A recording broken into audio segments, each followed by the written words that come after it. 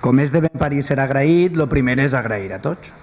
L'agraïment a les autoritats, a la família, que la tinc allí, als amics també, als companys i veïns del poble. Moltes gràcies per vindre.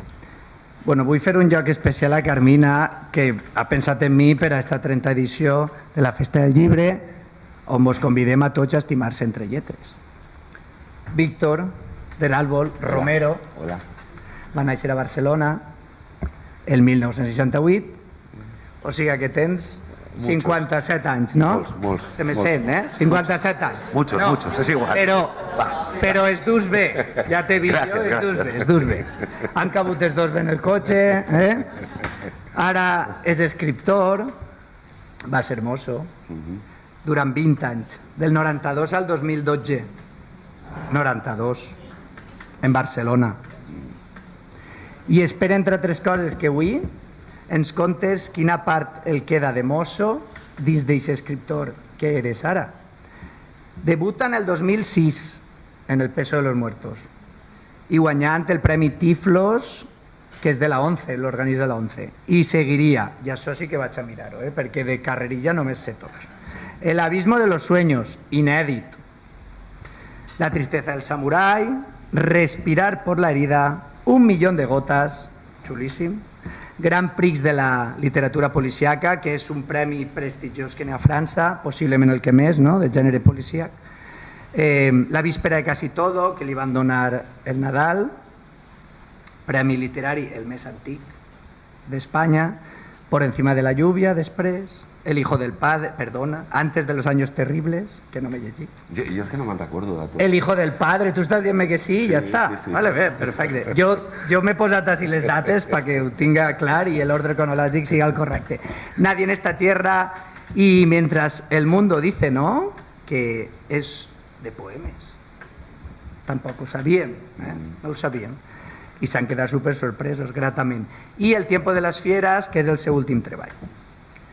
Els seus llibres s'han traduït a molts idiomes i cal remarcar que a França tenen un èxit extraordinari, perquè França jo tinc entès que és el bressol de la novel·la negra. En 2018 va ser guardonat en el Cavaller de l'Ordre de les Arts i les Lletres. I jo he llegit, però no està supercontrastat, que sols el té Pérez Reverte i tu, d'escriptor. I Miguel Delibes. Doncs Miguel Delibes no ho he trobat. Sí. Pues el Cervantes està mal, la pàgina de l'Institut Cervantes està mal. N'hi haurà que dir-ho. Per totes aquestes novel·les han cobrat vida personatges com Lucía de Dios, Isabel Mola, Diego Martín, Germinal Ibarra, Elías Gil, El Gordo Soria, El Viejo Tobías, Vesna, Julián Leal, que torna a l'última novel·la, repeteix. Tots ells clarament influenciats pels seus admirats Montalbán i Marcé. Molt bé, has fet els deures, tu. Però s'he fet a gust, això no són deures. Soc mestre i diuen, posa-li deures al meu fill. El que estic fent-li al teu fill no són deures, és altra cosa. Com diu una crítica que sol aparèixer en la faixa dels llibres i triada personalment per considerar-la encertada, Víctor és un escriptor genuïnament interessat en explorar què som. Jo puc afegir una cosa? Sí. Pocs escriptors del gènere fan que els seus personatges dialoguen entre ells amb la qualitat que ho fas tu. I que amb les seues novel·les pots animar, inclús pots arribar a enamorar-te dels monstres. Finalitzant, personalment, jo vos recomanaria Víctor de l'Àrbol perquè llegir-lo és com si mirares a Medusa la Gòrgona. Qui l'ha mirat una vegada a la cara ja no pot desviar els ulls, ja que en queda encisat i captiu. Vos deixo amb Víctor de l'Àrbol i el relat de la realitat. Gràcies. Que maco això, Molt bé.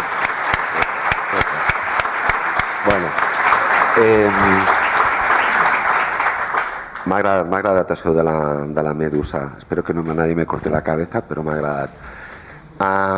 Bona tarda, buenas tardes.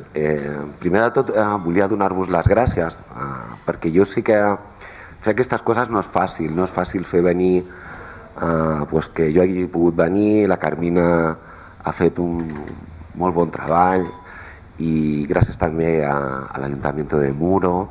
A mi em fa molta il·lusió venir aquí a veure tanta gent. No sé per què, per què esteu aquí, però em fa molta il·lusió. Si no us sap greu, jo soc de Barcelona, però una de les meves senyes d'identitat, que jo sempre he defensat en la meva literatura, és el fet diferencial cultural del xarnego. Tots sabeu el que és un xarnego, oi? I ho dic això perquè, si no us sap greu, jo parlaré en castellà, perquè és la meva llengua materna, tot i que he escrit en català, el valencià evidentment l'entenc bé, però vull començar amb això perquè durant molts anys, quan jo era jove, fa molts anys, el concepte de xarnego era un signe diguéssim despectiu, no? Era una paraula lletja que es feia servir per la gent que arribava de fora de la immigració, en el cas de la meva família a Barcelona, i que es diferenciava per la llengua. I evidentment la llengua no és només com us ho diria, no és només un codi de comunicació. La llengua, sobretot, és un compendi del pensament. És a dir, la manera de parlar, al final el que acaba reflexant és una manera de sentir, de ser i de pensar. I el fet de dir, bueno, aquesta és la llengua dels que venen de fora,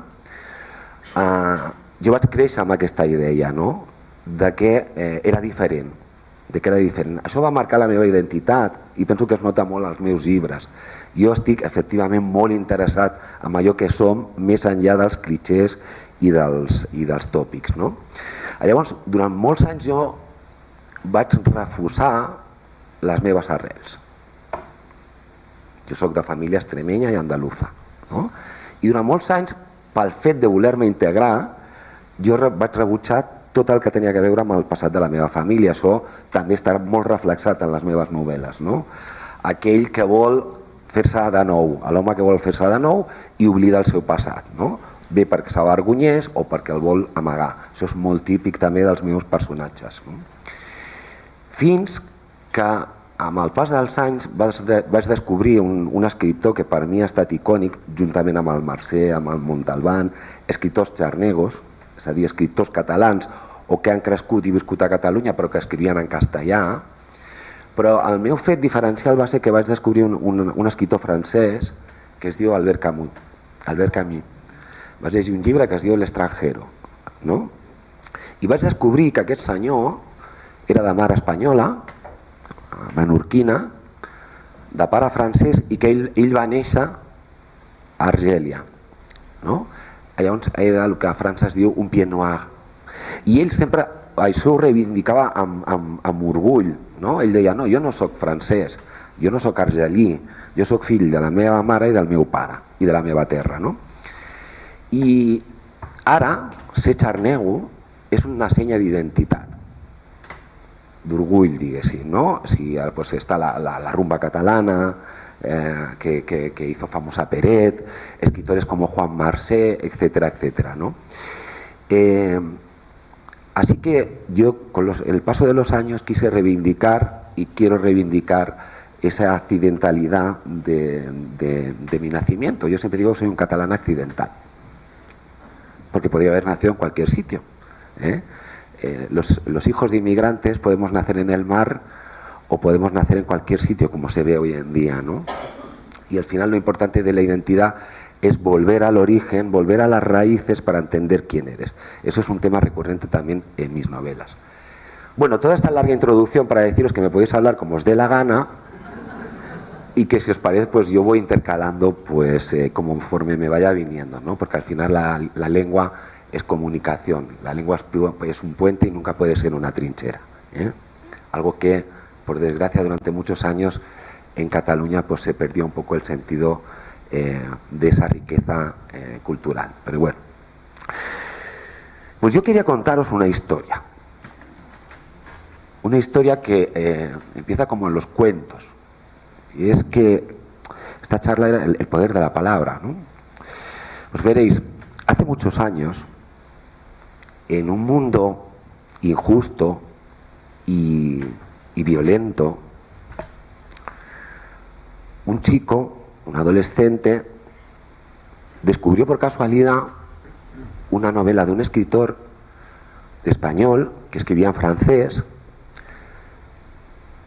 poco conocido, y hoy en día menos todavía, que se llamaba Jorge Semprún.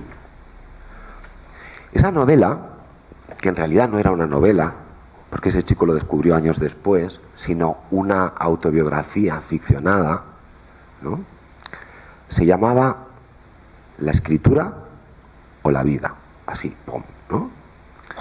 Ese chico, que no entendía el mundo en el que vivía, porque era un mundo muy violento, era un mundo muy injusto, de que veía muchas injusticias sociales a su alrededor, que veía cómo su familia sufría esas injusticias, necesitaba una voz, algo, un eco, un reflejo, ¿no?, que le dijese que no estaba solo, que esa rabia que iba creciendo con los años dentro de él podía dar algo positivo.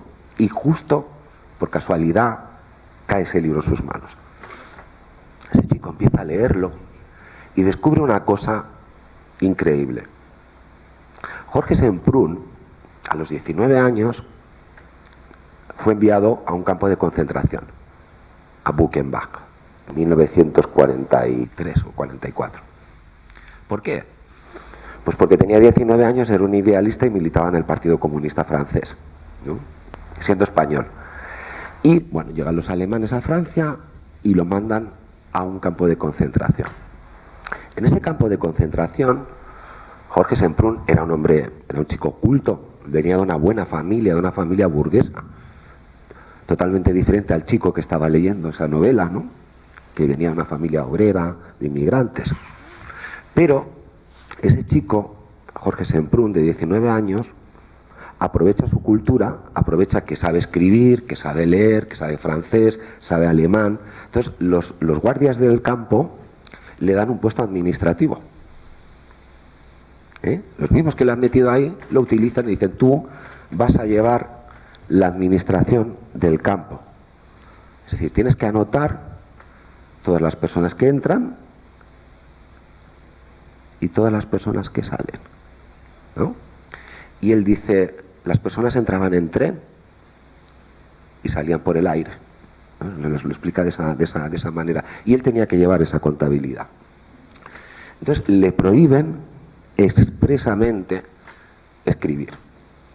Jorge Semprún ya era escritor, ya escribía novelas. Le prohíben expresamente escribir bajo pena de muerte. Es decir, si le pillan, además dice, si te pillamos con un nombre, con un papelito, con algo que no sea números, automáticamente tú también saldrás por el aire, ¿no? ¿Sabéis lo que hacía Jorge Semprún? Robaba papelitos de esos cuadernos que él tenía que ir anotando. Entonces, como los guardias le controlaban los lápices, todo esto lo cuenta él en la novela, ¿no? Entonces él cogía un trocito de madera, la quemaba y con el jugo de las patatas, de las mondas de las patatas, hacía tinta. Y con eso, por las noches, en esos papelitos pequeños, él escribía poemas, ¿no? Esa novela él la escribe 20 años después de que eso pase, ¿no? Claro, como ya podéis suponer, ese chico que leía, estaba leyendo eso, era yo, ¿no? Y me hizo una pregunta a los 14 años, cuando leí esa novela, que todavía no he respondido. Si a mí me prohibieran escribir bajo pena de muerte, ¿tendría el valor de escribir? ¿O no? Si a mí me prohibieran leer, ¿tendría el valor de quemar mis libros o seguiría leyendo? Os lo pregunto a vosotros. No me contestéis a mí. Pero creo que todos estamos de acuerdo en que hay que tener mucho valor, pero mucho valor para arriesgar la vida por la palabra. ¿Eso qué significa?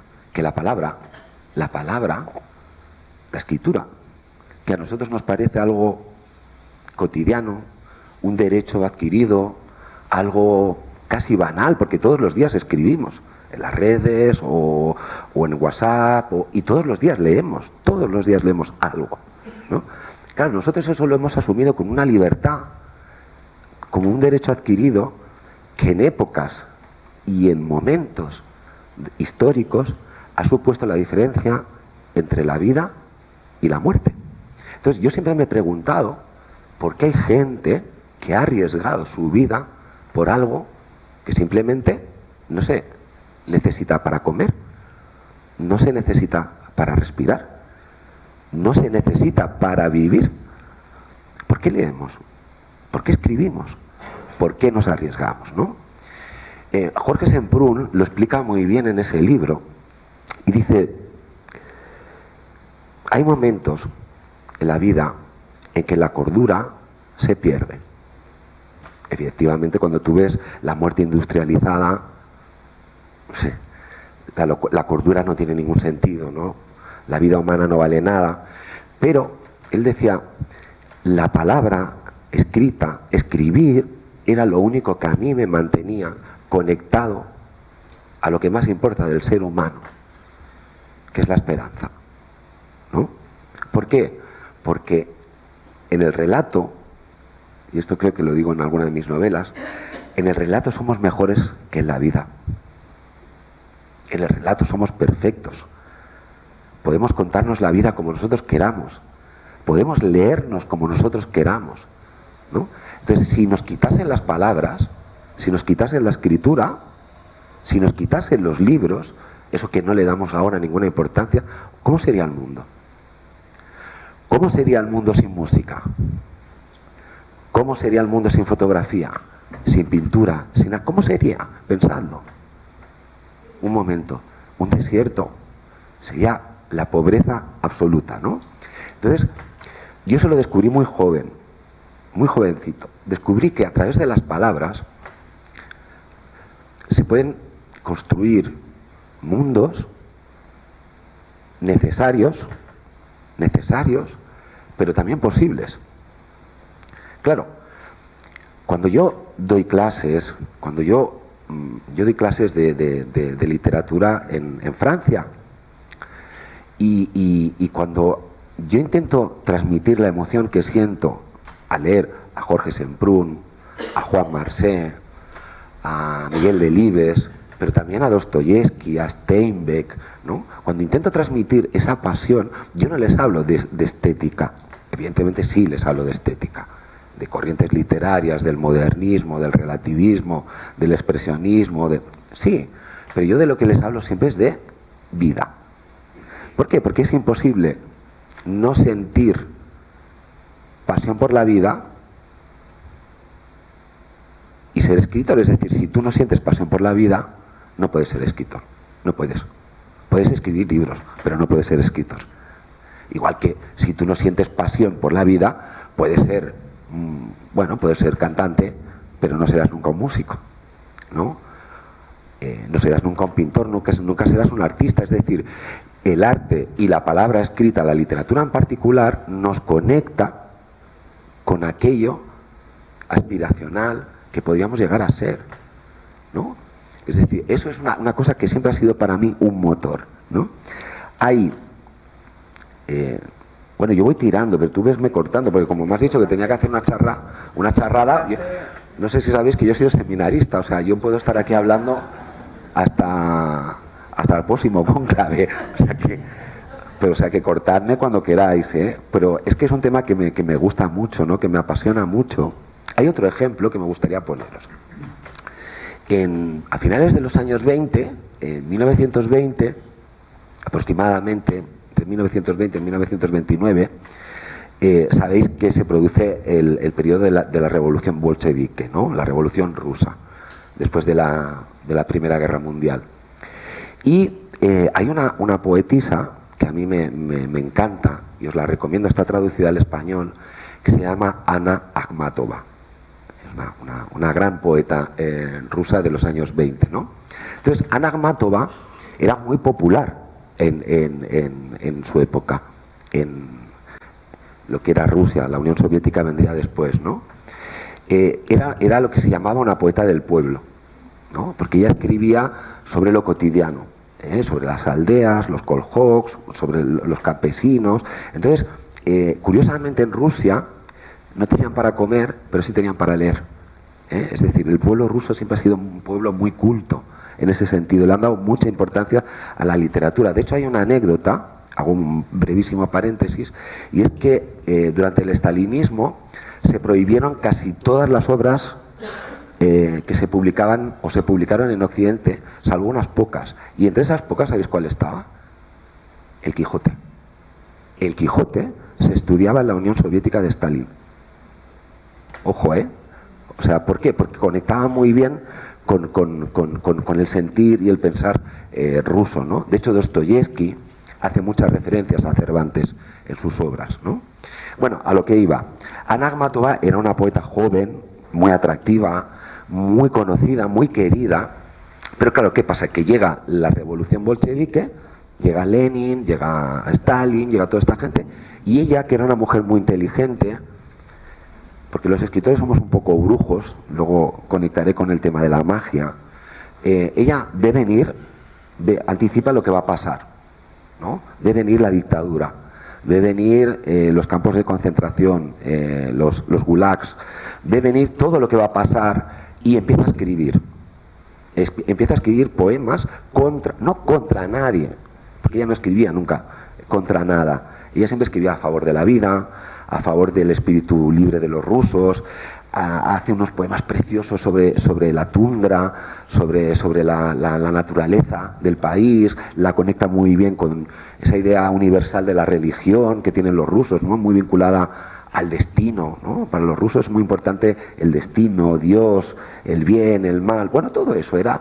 Pero ella, con mucha inteligencia, va poco a poco advirtiendo de lo que se avecina. Cuidado con los que en nombre de la libertad nos quieren quitar la palabra, dice en un verso. Cuidado con los que en nombre de la libertad nos quieren quitar la palabra, ¿no? Como luego efectivamente pasará, que se purgará y se asesinará y se prohibirá a cientos y cientos y cientos de artistas por considerarlos demasiado liberales, demasiado occidentales, etcétera, etcétera, etcétera. Y todo aquel que no se pliega a los intereses del socialismo, que el socialismo es el totalitarismo de la época, acabarán completamente denostados, asesinados o condenados al ostracismo, ¿no? Y algunos, como por ejemplo Gogol, se plegarán, aceptarán y se convertirán en los directores de la Academia de Escritores rusa, ¿no? Lo cual, siendo un gran escritor, dice muy poco de su valor.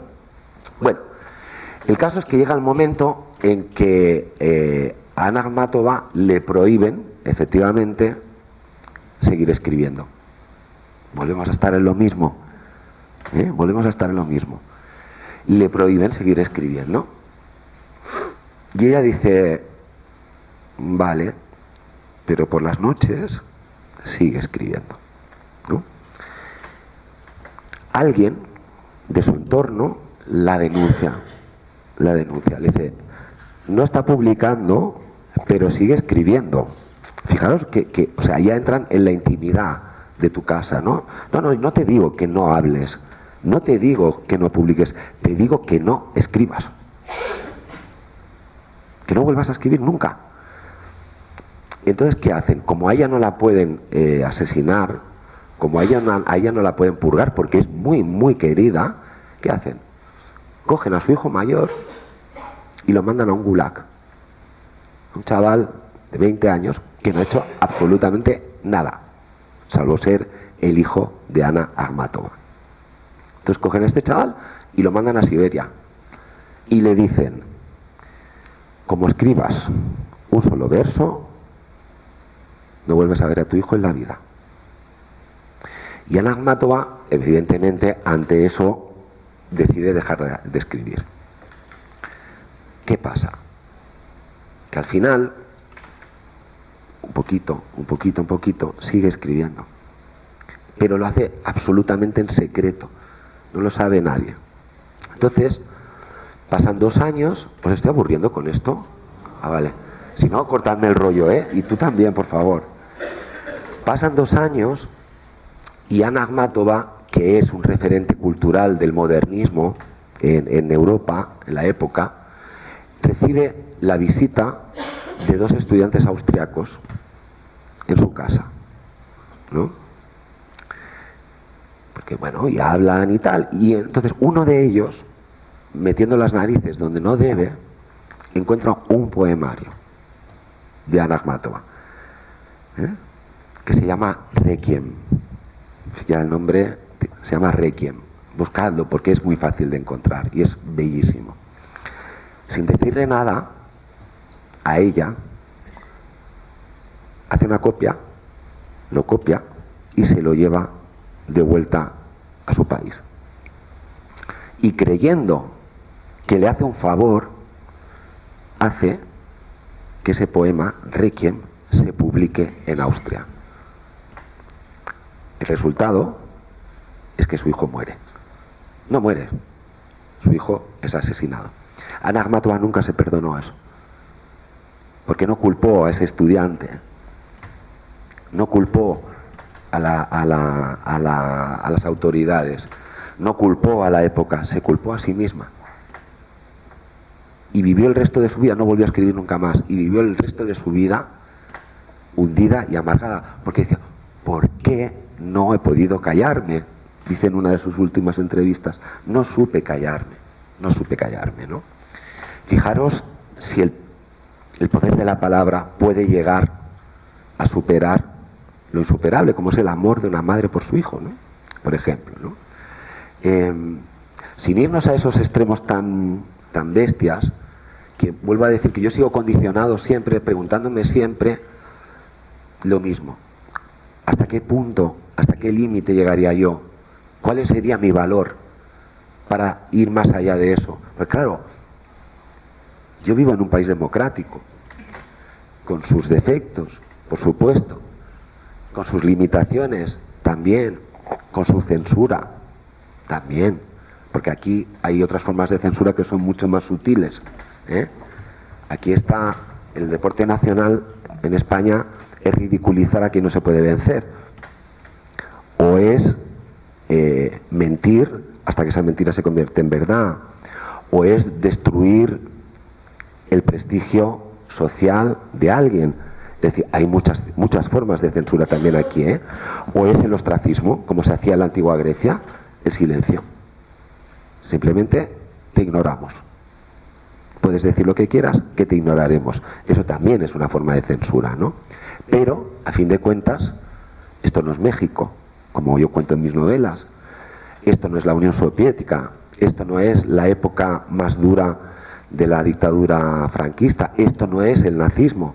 A fin de cuentas, aquí, hasta a día de hoy, al menos, no se persigue hasta la muerte a nadie por expresar su opinión. Se le ridiculiza, se le banaliza o se le ignora, o se le destruye económica o sociológicamente, ¿no? O socialmente, pero su vida no corre peligro. No estamos hablando de países como compañeros y amigos que yo tengo en Egipto. Imaginaros lo que es escribir hoy en día en Israel. Por ejemplo, yo he sido publicado en Israel hace muchos años. Hace ya muchos años que ya nadie me publica en Israel, ¿no? Pero imaginaros lo que es un escritor judío, israelí, escribiendo sobre el conflicto de Gaza, como yo conozco casos, ¿no? Contra el gobierno de Netanyahu. Evidentemente, ¿verdad que no habéis oído hablar de ninguno de ellos? Claro, porque pues no los publican aquí, no los publican, ¿no? Quiero decir, y esas personas corre peligro su familia, son amenazados. O sea, nosotros tenemos esa libertad, ¿no? Lo que pasa es que esa libertad muchas veces no sabemos utilizarla, porque como la tenemos la banalizamos, pero eso es otro tema, ¿no? Sin ponernos tan trágicos, hay un personaje que a mí el personaje, el escritor por excelencia de novela negra, para mí es Shakespeare. No, y esto la gente se echa las manos a la cabeza, pero yo siempre digo, es verdad. O sea, tú te lees una novela, una obra de teatro de Shakespeare, hay intrigas, asesinatos, traiciones, dobleces de los personajes, bueno, está todo, el odio, el amor, todo lo que tiene la novela negra, la crítica social lo tienen las obras literarias de Shakespeare. Entonces a mí siempre me ha fascinado Shakespeare, ¿no? Pero hay un personaje en particular que me encanta, que es el bufón del Rey Lear. Algunos de vosotros igual en el colegio estudiasteis, ¿no? un poco a Shakespeare y tal. Es un librito así de corto, ¿eh? Os lo podéis leer y os vais a reír y vais a disfrutar un montón. Os lo prometo, seguro que aquí en la biblioteca lo tenéis. O sea, buscad algo de Shakespeare, lo que sea. Y para los escritores Shakespeare es muy importante, porque hace un uso de la palabra, ¿sabes?, donde no sobra nada. Que es una cosa que yo también intento enseñarle a la gente, que no sean banales cuando escriben, que no llenen páginas, que llenen ideas y que llenen corazones. Entonces, si tú puedes decir en una frase algo que no necesita un párrafo, usa esa frase, pero claro, para eso hay que ser un genio, ¿eh? Y eso se trabaja, ¿no? Y si Shakespeare es así, no hay ni una coma. Entonces yo siempre se lo hago estudiar a los aspirantes a escritor, ¿no? Bueno, el bufón del Rey Lear, ¿no? Sería otro ejemplo muy interesante. La historia del Rey Lear, ¿la conocéis o no la conocéis? Un poco así por encima. Bueno, el Rey Lear es un viejo que como todo viejo que ha vivido demasiado tiempo en la omnipotencia del poder, ya no sabe discernir quiénes son sus amigos y quiénes son sus enemigos. Ya no sabe discernir lo que es un halago y lo que es peloteo, ¿no? Y entonces, como buen viejo arrogante que es, necesita que le estén dorando continuamente la píldora. Entonces, ¿qué hace? Convoca a sus 3 hijas. Os lo estoy explicando en plan cómic, ¿eh? O sea, no es exactamente así, pero convoca a sus 3 hijas y les dice que, bueno, él se va a retirar y que está pensando en a cuál de ellas les deja el reino, ¿no? Y qué parte del reino. Dice, pero me tenéis que hacer la pelota, ¿eh? Me tenéis que decir cuánto me queréis, ¿no? Entonces, pues tienen Conybeare y la otra, que ahora no recuerdo cómo se llama, no me acuerdo cómo se llama, las 2 mayores. Le dicen que si tus ojos son el cielo cuando aparece la mañana, bla, bla, bla, bla. Y él, muy bien, muy bien, muy bien. Entonces llega la pequeña, ¿no? Y le dice, bueno, tú, Cordelia, que eres mi preferida, ¿qué tienes que decir? ¿Cuánto me quieres, no? Y él dice, no, yo no tengo nada que decirte. Dice, yo te lo demuestro cada día. Si tú eres tan tonto que no sabes verlo, ¿para qué sirven las palabras que yo pueda utilizar? Básicamente, ¿no? Entonces el Rey Lear se cabrea. Es que tú no me quieres. Mira tus hermanas. Dice, sí, mis hermanas son unas arpías. Dice, pero yo te quiero de verdad. No me quieres. Y entonces aparece el bufón. El bufón, ¿no? Y el bufón que le dice a la cara al Rey Lear, eres ciego, eres viejo y eres idiota. Así, pum, pum, pum, al rey, ¿eh? No te das cuenta de lo que es amor y de lo que es adulación. Entonces, los partidarios de estas 2 hermanas mayores quieren matar al bufón. ¿Qué significa que quieren matar al bufón? Quieren matar la verdad, ¿no? Y la verdad, como bien explica Shakespeare a través de este personaje que a mí me tiene fascinado, la verdad no tiene ni amigos ni enemigos. La verdad es la verdad. Exactamente, justo, eso es. O sea, claro, la verdad es siempre la verdad. Y la verdad, cuando es verdad, es intransigente. No acepta componendas. Entonces, el bufón tiene el privilegio de decir la verdad.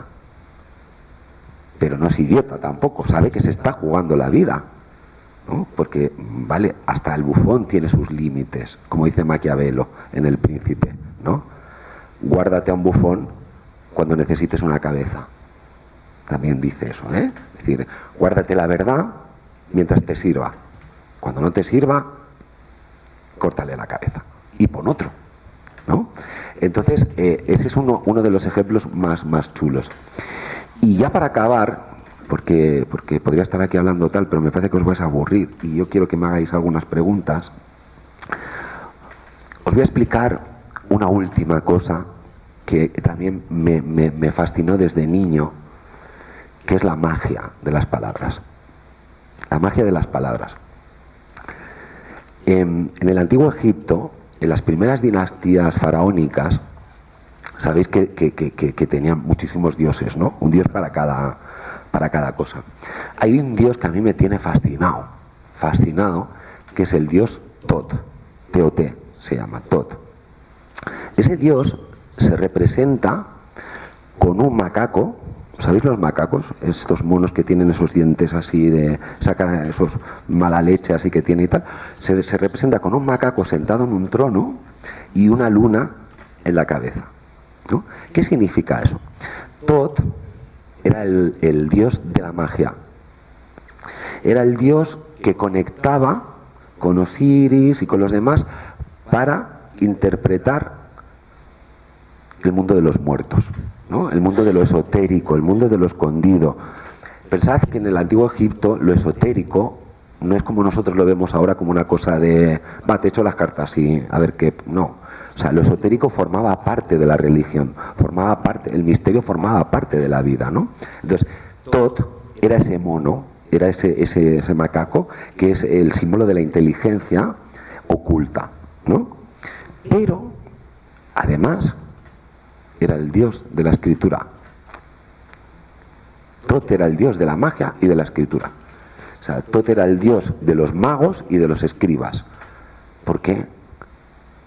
Porque en un mundo donde la palabra solo la podían interpretar aquellos que sabían leerla, ergo aquellos que sabían escribirla, eran los que controlaban la magia, eran los que controlaban el relato de la verdad, de la realidad, ¿no? Entonces, claro, es normal que para un egipcio de aquella época, el mago y el que sabe jugar con las palabras e interpretar esos jeroglíficos y esos símbolos sea un mago, porque una persona normal no puede hacer eso, ¿no? Entonces esa unión entre lo mágico y la palabra, entre lo mágico y la lectura, no viene de ahora, o sea, viene de hace miles y miles y miles y miles de años, ¿no? No es casualidad que la primera Vulgata, es decir, la primera Biblia que se traduce del latín a una lengua vulgar, en este caso como el alemán, fue en el siglo XVI. ¿Y qué pasó?